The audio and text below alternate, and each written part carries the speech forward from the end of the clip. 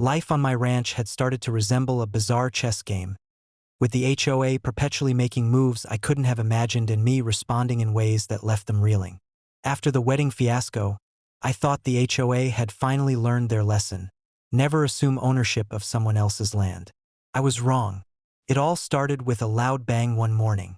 I rushed outside, expecting a wayward vehicle or some construction mishap, only to find their so-called HOA cop standing sheepishly near my driveway. He had a gun in his hand, and worse, my beloved dog, Ranger, lay on the grass with a barkless whimper. Apparently, according to him, Ranger had been walking on HOA land, and this somehow justified the use of force. At that moment, every previous skirmish, every petty intrusion, and every ridiculous letter came rushing back to me. This wasn't just arrogance or ignorance, it was dangerous. My dog, my companion for over a decade, had been injured because someone failed to understand boundaries. And the kicker? He didn't even know he was on HOA property, because I owned the land outright. Every inch.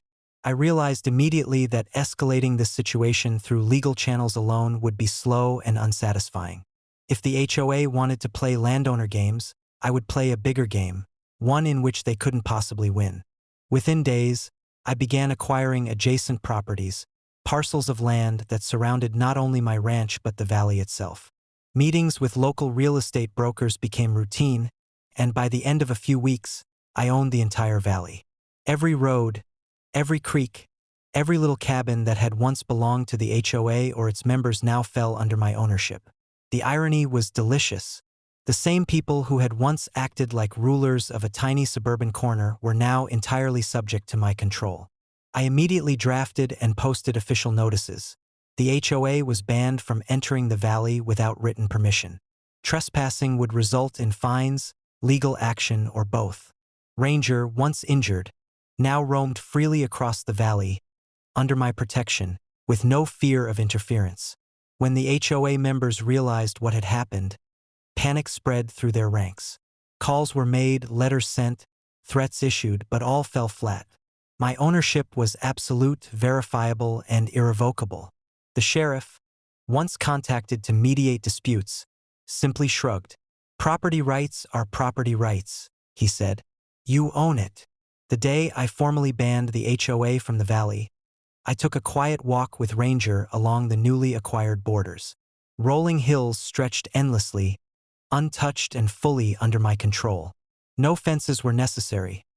Mere signage and the knowledge that I had full legal backing were enough to keep intruders away.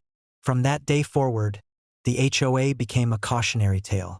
Their overreach had escalated from ridiculous letters to actual violence against a pet, and the consequence was that I now owned the land beneath their feet. The power dynamic had shifted completely. They had once wielded their imagined authority like a sword. I now held the reality of ownership like an unbreakable shield. Ranger and I spent the evening watching the sunset over the valley, the entire expanse peaceful and untouched. I reflected on how absurd, yet satisfying, the entire chain of events had become. One act of aggression, one shot at a defenseless dog, had triggered a response that secured not just my property but the entire valley. The HOA, once a constant nuisance, had been rendered powerless.